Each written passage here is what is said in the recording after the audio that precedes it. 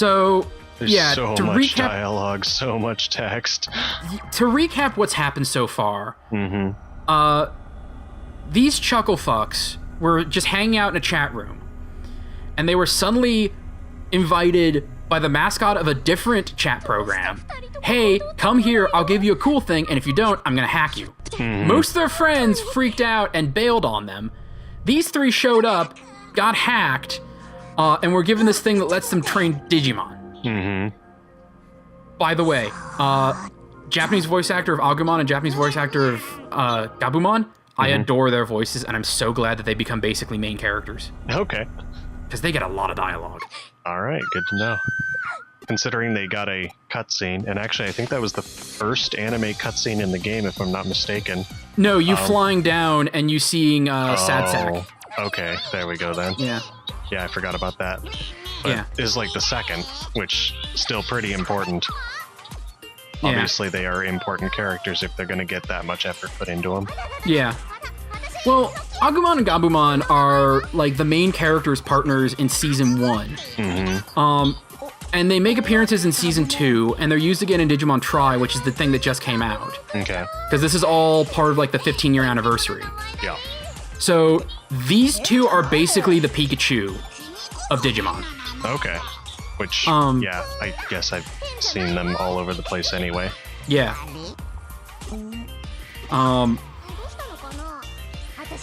So yeah, everything about this, as we mentioned before, is like really poorly translated at least. Or it's nothing but double entendres. Like, So I have a holy small shit. story to tell. Oh, She said totes adorbs. I said that in front of a student once, and they bust out laughing. I wonder why. Especially since I said it in pretty much exactly that voice. Totes adorbs. Just thought I'd let you know. yep. Yeah. So, yeah. It's Agumon, it's Gabumon. Anyone who is big on Digimon or has seen the cover of this game knows exactly where this is going. Okay. To those who don't, you're gonna get a really cool surprise. To everyone else, it's one of those, that was really cool. Why are you treating this like a surprise? Okay. We know what's going on. Yeah. I don't know what's going on. Yeah, well, you'll see. You'll see I about will. like I will 20, see this 30 hours into it. amazing thing. Yeah. Oh, 20 or 30 hours in, huh? Well, here's the So cool thing. we're gonna be watching this replay for that long? Not tonight, duh. I know, not tonight. Damn right we're not doing it tonight. But okay, this story, once it gets going, is worth it. Okay. I don't know if it's going to be an actual 20 or 30 hours, like us watching, You're because I'm not probably going to do gonna most cut of the out side things. quests. Right. Like there's a couple of side quests I do want to do because they actually have cool stuff going on. Most of them I'm just going to skip. Dust. Or I'll do all screen. But this story is really good at two things.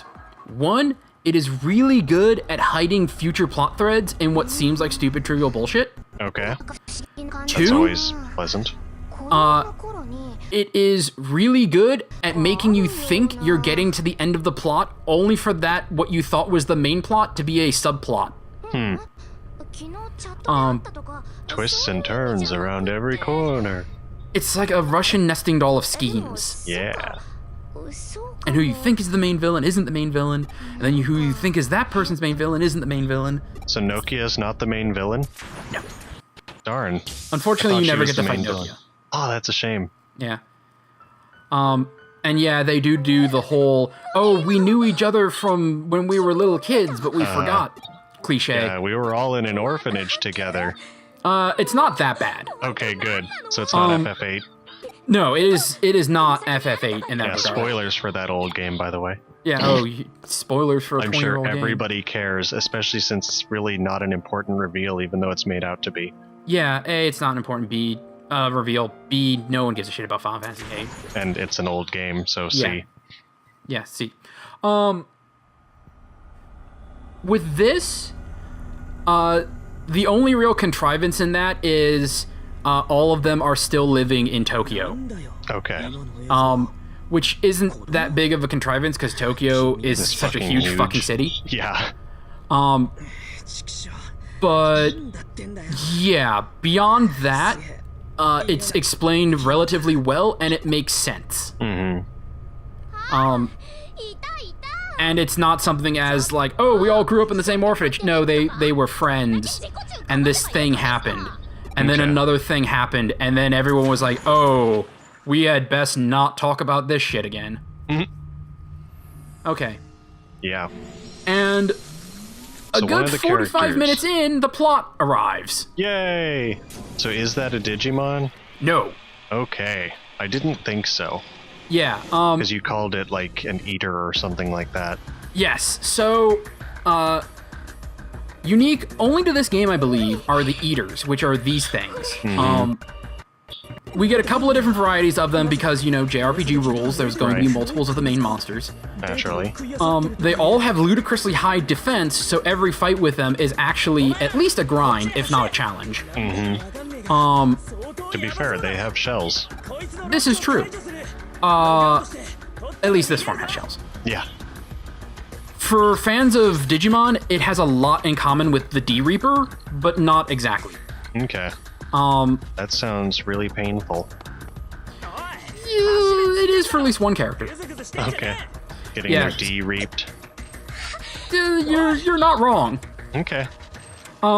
So, Season 3, Digimon Tamers, takes a very distinctly Lovecraftian turn for the last, I'm gonna say, quarter of that series.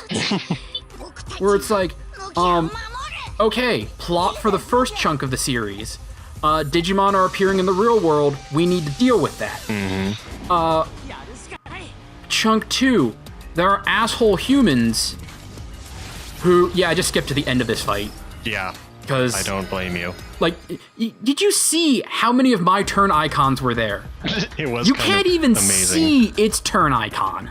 Wow. So you just have to defend. No! Okay, Or one of the is other there things... no defense? There is a defense, and when you're playing on hard mode, there are a couple of bosses where you need to use that, even at Okay. level 99. Yeah. No, there is a button. If you push options, if you're playing the PS4 version, it goes into automatic battle, and the AI will control your characters, and you can Okay. cancel out at any time. So when this happened, even though I was recording, I hit automatic, I went, I used the bathroom, I got up, I my- made myself a sandwich. I was just keeping an ear out for the audio cue of it using a road terminal, because that's how that battle ends. But just... Christ, that took for fucking ever. Wow. So yeah, of course your friends bail on you first. Especially since one of them was the reason that you had to fight that thing in the first place. Yeah. And then the plot happens. And Japan happens to your character. Yep. Yeah, so the voice you just heard, what these things are, and all this other stuff gets explained. Why you don't get the same problem that everyone else that gets attacked by an eater happens, that I don't think that's ever explained. Well, it's because you're a main character. I guess you have a camera following behind you, so you don't get it as bad as everyone else. So why didn't is that the dinosaur Agumon? Why didn't he have the problem? So Is it because he was attacked in the battle? yeah, okay. So minor spoilers for how this world works, because we're probably going to be talking over when it gets to that dialogue. The eaters eat data. Okay. Because this is like one of those fictional, super immersive VR things that use your brainwaves or whatever, we do get a sword art or dot hack situation where if you die in the game, you die for real. Sort of.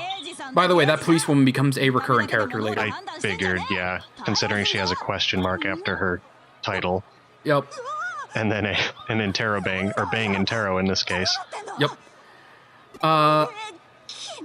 So they eat data. If they eat a person's data while they're logged into this VR thing, they basically fall into a coma. Okay. Since Digimon are made of data, They get just consumed, period. yeah. Very weird stuff happens in regards to that. Okay. We're introduced to our Boob last lady. main character for this, the Boob Lady. Yep. They actually explain why she's here and why she immediately picks you up like this. Okay. But that is way down the line. Like, I don't think there are very few plot contrivances they don't take the time to explain. Well, that's nice. Yeah. It's unusual. Yeah. Her outfit they never explain. Well, of course. Why would they? Yeah. Because the second you try to explain an outfit like that, you wind up being like Hideo Kojima and getting shit on for the stupid thing he did with, what was her name? Quiet? Quiet. Yeah. You will regret your actions and deeds. Oh, really, Kojima? Really? Yeah. Quiet's a mess. Yeah, I haven't played that game, but yeah, I know about the backlash, and it's kind of hilarious. It's like, you know, the second you try to explain your sexy outfits, you've made a mistake. The worst part is, he already had a character that had that exact same explanation, who was an old man who wore, like, 90% clothing. Yep, also true. He wore more clothing than any other character in the franchise, except for the burn victim. Yep. Yeah, this also, what we're seeing right now is one of those game design things I absolutely despise, where you're given a choice of questions, and you have to ask all the questions. Yeah. And then if you ask another, or if you ask the same one twice, you'll get the same explanation twice. Yeah. So there's really no point in having it show up again. Yeah, either give a limited number of answers, or give the option to skip it if you don't care. Don't give us a choice of questions and then make us ask all the questions. Oh well. Oh well. It's only 3. It's only 3. It's only ever 3. I think it's always 3 in this game. It's never 2. Okay. No.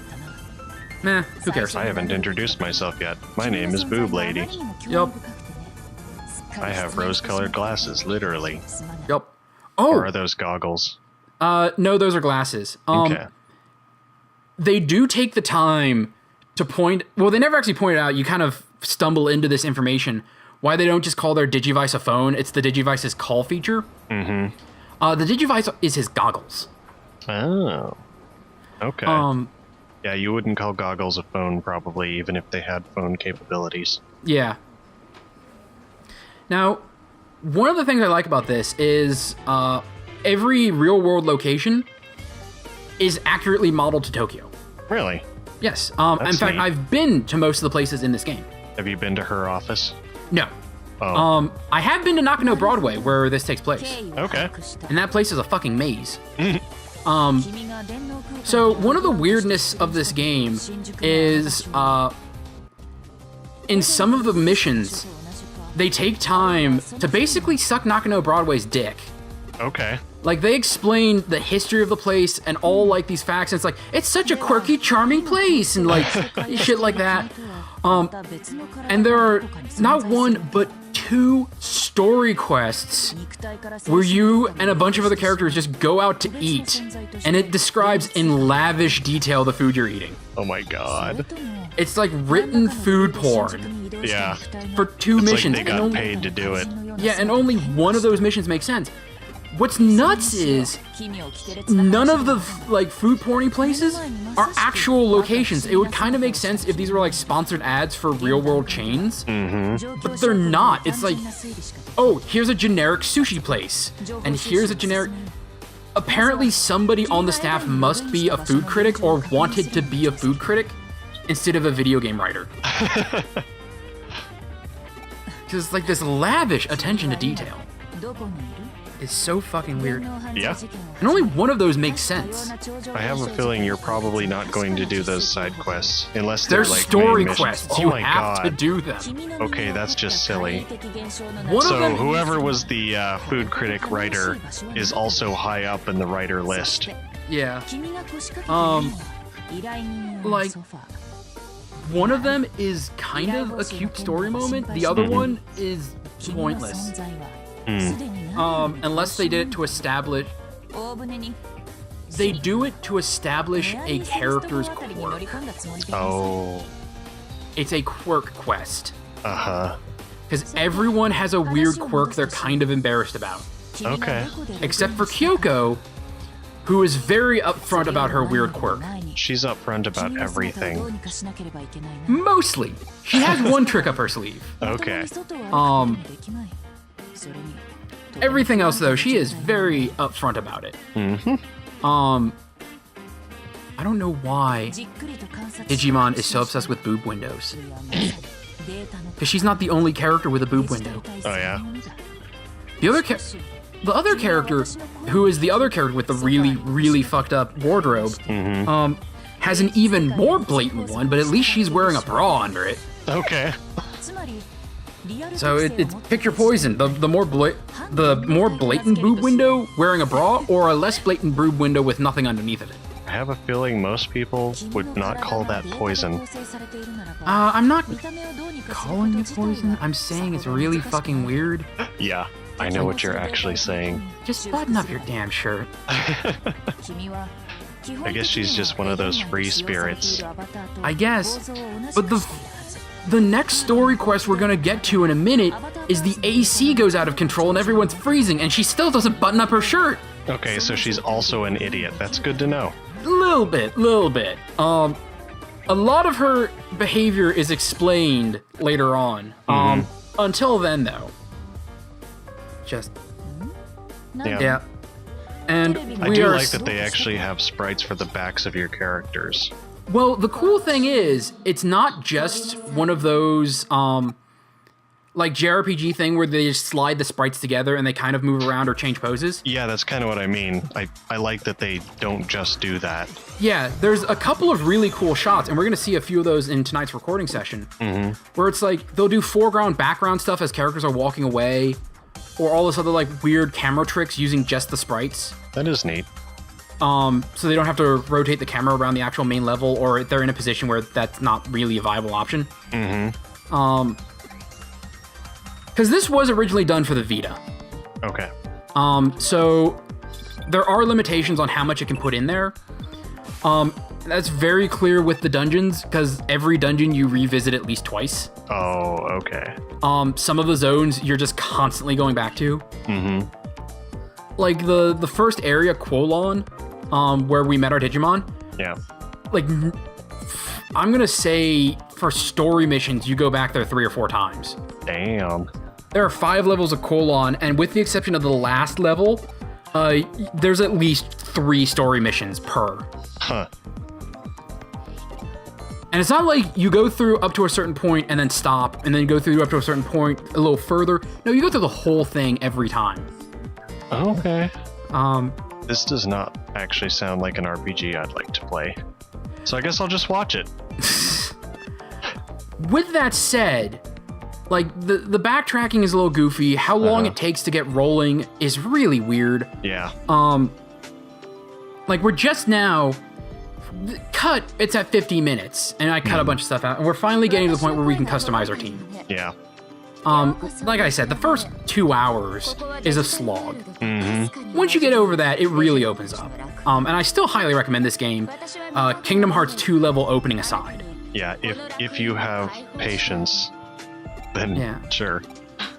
What's weird is, once you get over that, there are so many other mechanics built into the game to cut down on like the grinding bullshit of a bunch of other JRPGs. They just didn't spare you the opening sequence, is all. It's just this opening. Yeah. It's just this front load of text dialogues. It's just this. Once you get past the hospital, it just opens up. Okay. Still, like, I don't play a lot of RPGs anymore anyway. Yeah. So probably I will not be playing this one or things like it. And I don't blame you. It's also not on a system you own. Yeah, well, there's that too. But I mean, like, eventually I will probably own that system. I just need money first. Yeah. So, to anyone watching this, if you're a fan of Digimon, I highly recommend this. PS4 Vita version, they're pretty much the same thing. It's just, do you want it portable or do you want it on the big screen? Right. And we finally have our team. So, like with most Digimon games, you have branching evolutions, like I said. This game gives you a ton of space to work with. Like, your Digimon bank, where you just store your Digimon, you upgrade it throughout the game, and by the end of a normal run, you have like 255 spots. Doesn't matter. You also get these farms, which have dual purpose. First, any Digimon sitting in the farm is gaining EXP. Okay. So you can raise them without actually having to go out and fight with them. Okay. That's handy. Each one will always hold 10 Digimon. You start with 1, and as you progress through the game, you get multiples. You end up with 5 in total, so that's 50 you can just have on the back burner. This is also where you raise their friendship without taking them into battle by feeding them meat. The meat regenerates over time. So and why does it bounce off him sometimes? So the weird thing about meat is it's not always guaranteed to work. Okay. That's what the bouncing off was. So they reject it, sort of. Yeah. Okay. Yeah. Some Digimon do require a high friendship rating to get them to Digivolve. Late game, you can just cheat it and buy really good meat to feed them, and they'll love you for it. Okay. So one of the cool things is, unlike a lot of other RPGs where certain dungeons will be cut off to you, if you ever end up with a dungeon that's cut off to you and you can't revisit it through like the normal overworld, you can come back here and visit it. Oh, okay. So it's kind of a it's all the same thing. items. So if you miss something, you can always go back for it. Okay. Yeah, they do that in one of the Star Ocean games. I think Star Ocean 3. And I really appreciated that because, some places, like, they explode. And you're like, well, shit, I kind of wanted to explore more. I thought there was more there. And then they're like, well, actually, here, let's put you in this virtual device. You can go back and collect things from it. It's like, okay, that doesn't make any sense, but I will take it. And Purple Hair Lady just gave us our hacking skills. Yay! And she also won't shut the fuck up about your bond with Digimon, all this nonsense. Naturally. I don't like this character. Okay. She does not shut the fuck up. She's a character? I thought she was just a device.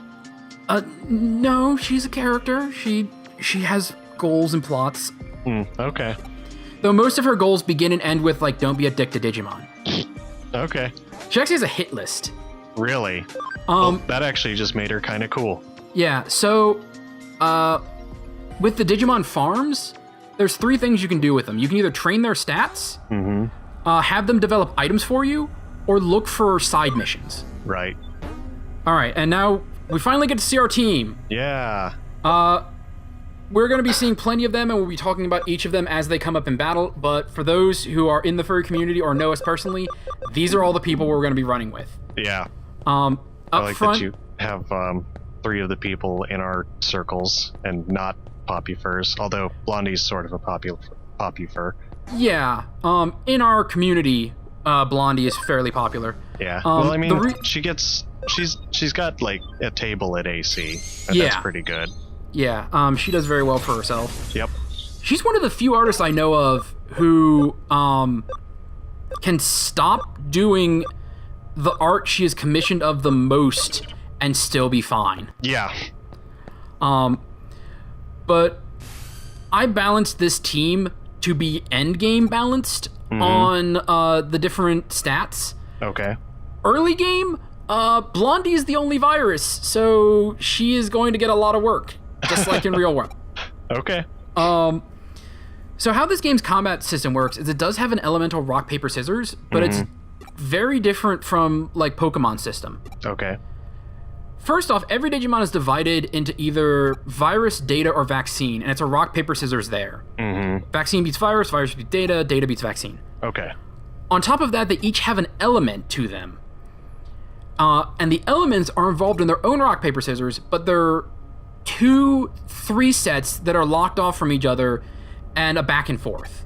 Okay. Sounds complicated. It's not as complicated as it sounds, and the more complicated version doesn't matter as much. Oh, and by the way, your Digimon can text you in this game, and characters can text you for side information. You can reply to them to make their friendship with you go up. For main characters, like actual humans, it doesn't matter. For the Digimon, I think it increases their friendship by 1 every time you do it. Okay. They do it randomly, and we will be ignoring it. Okay, good to know. Yeah, that does sound like it would get really tedious in a Let's Play. Yeah, it does. It would. In the actual game, they're divided between like little quiz questions. Yeah, Salty has the power of Fight Me. The way he punched was absolutely perfect. Oh, with the exception of the second in the Digivolution line, this entire line is very salty. Okay, good.